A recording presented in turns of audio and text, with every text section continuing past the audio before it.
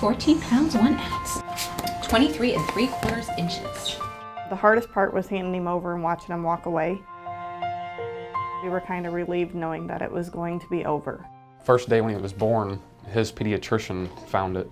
He had a kind of like a little bump right here, and then there was like a little ridge that came down. That kind of gave us an idea that there was something not going on right there. When we met Liam, he was still pretty young. He was just a few weeks of age, and using the clinical examination and the images with a CT scan, we confirmed that he had an abnormal fusion of one of the growth plates of the skull called a suture, and made the diagnosis of sagittal craniosynostosis. And that may be linked with developmental problems, learning disabilities, language problems, as well as problems like headaches and behavioral changes, and even problems with vision. And what you can see is that the suture that goes across the top, called the sagittal suture, is completely fused in the front, where there's no gap in the bone.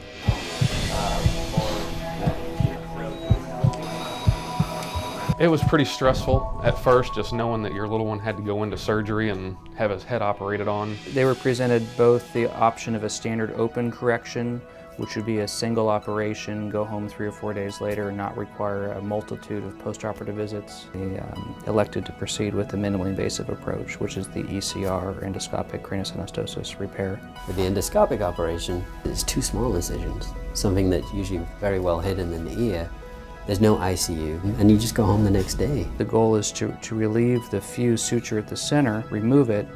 Don't really change the head shape as much during the minimally invasive surgery, but then we put them in a custom molding helmet that helps adjust the head shape over time as the brain grows and expands.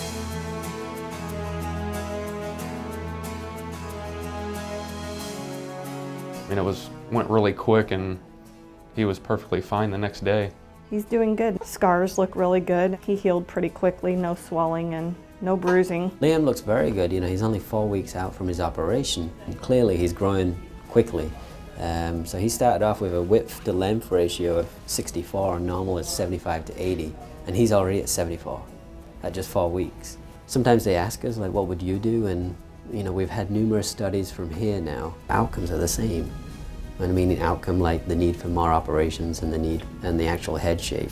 We're doing just as good with the endoscopic as we're doing with the open. But we can also see a single suture in the coronal region fused, or in the forehead called the metopic, or in the lambdoid. Some of the other sutures are a little bit more difficult to work with, and the endoscopic surgery is still an option, but may not be as superior as it is in sagittal synostosis.